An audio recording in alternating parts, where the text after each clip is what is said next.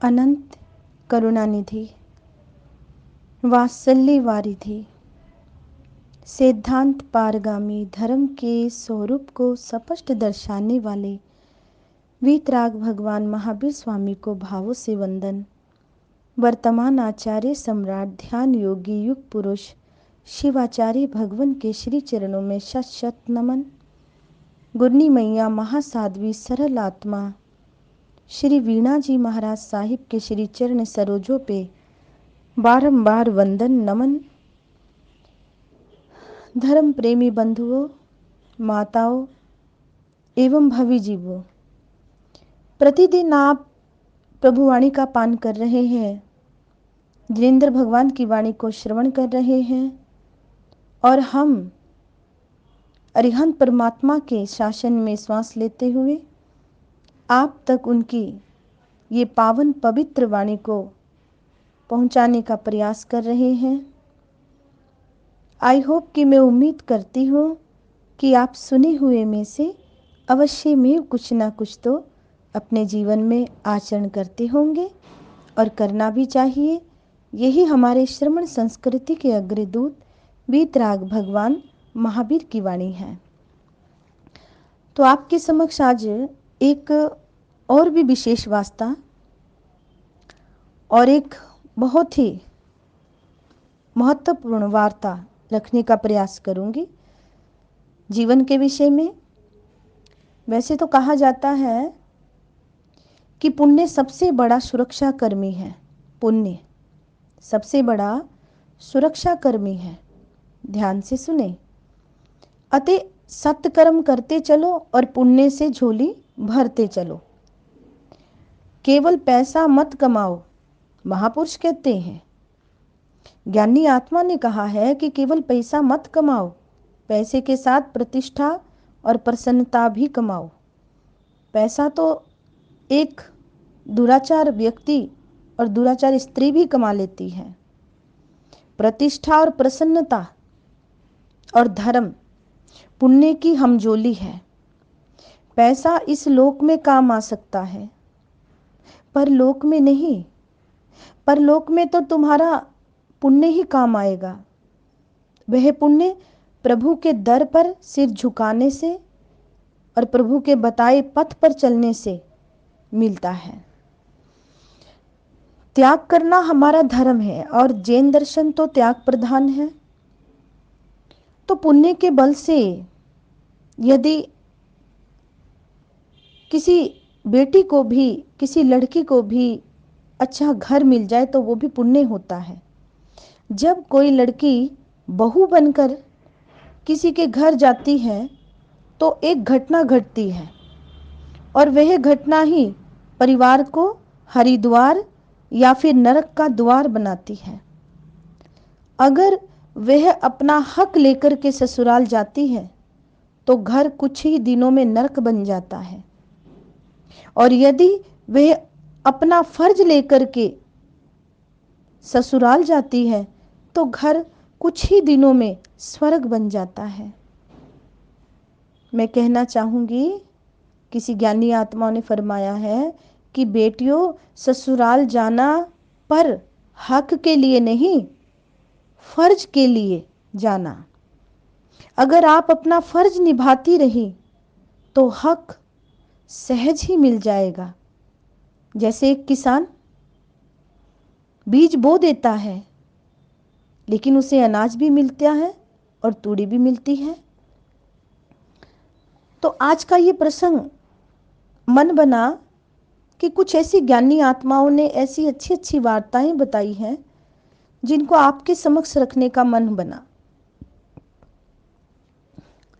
कहते संबंधों के थर्मामीटर। और ये गौर से सुने आप। इस संसार में जन्म, जीवन और मृत्यु की घटना से हर व्यक्ति गुजरता है। आप भी गुजरे हैं, हम भी गुजरे हैं।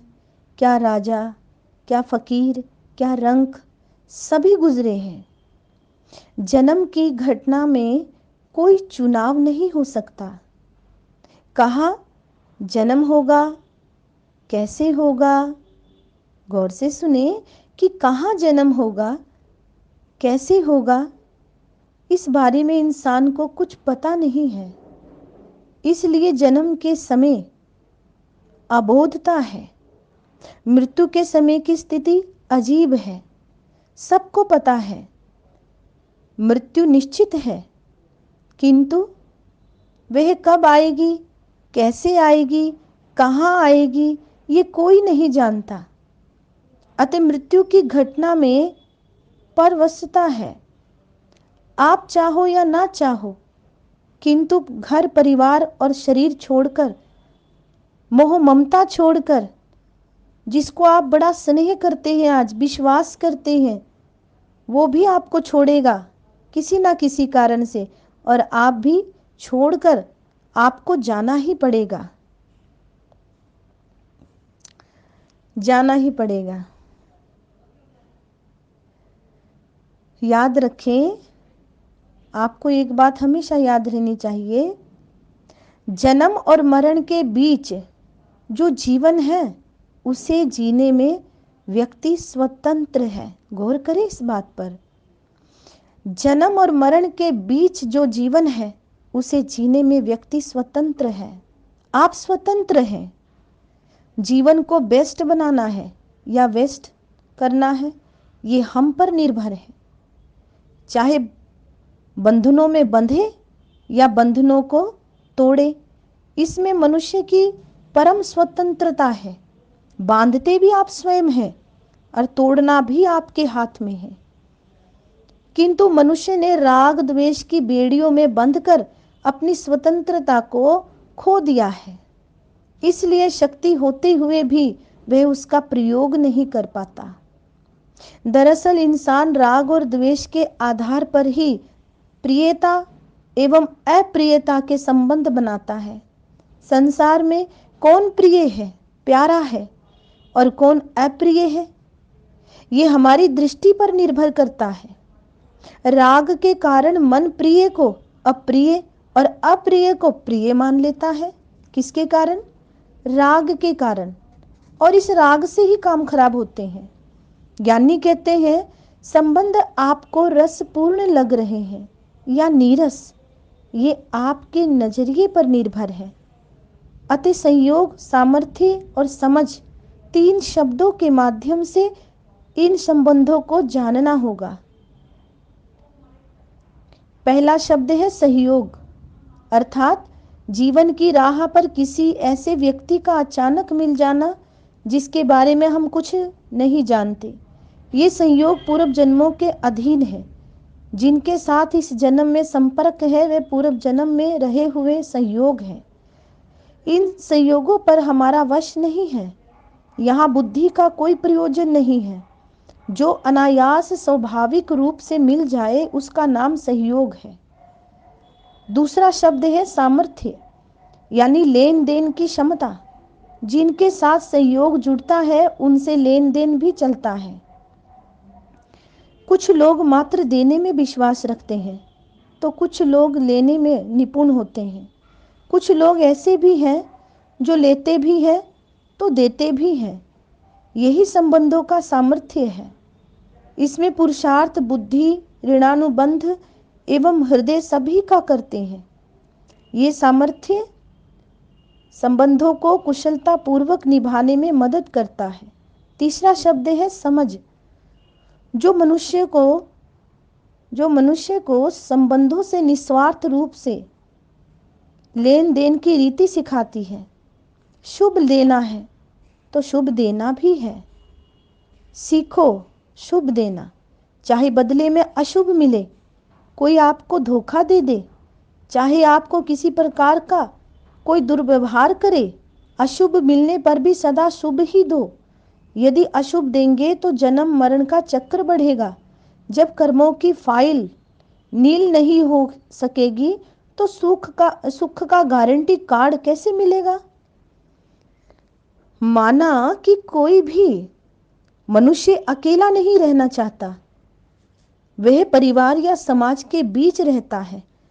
अतः उसके लिए आवश्यक है प्रत्येक संबंध को समझ और सामर्थ्य के साथ निभाना। जब समझ के अभाव में संबंध निभाए जाते हैं तो राग द्वेष का विकृति प्रभाव दृष्टिगोचर होता है।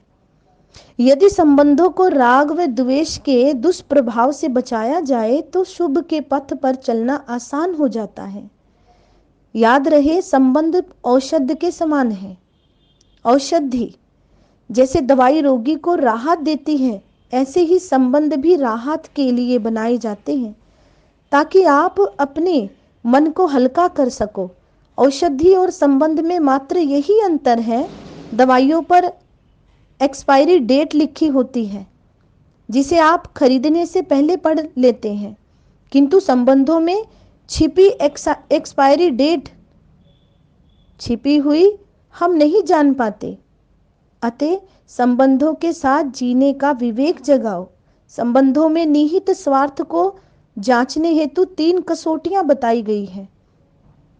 जिनसे मेरे संबंध है उनकी आंखों में, शब्दों में, व्यवहार में, हृदय में और जिंदगी में मेरा कितना मूल्य है, कितनी कद्र है, ऐसी अपेक्षा का सूक्ष्म तार भीतर हो तो जानना संबंध में स्वार्थ है।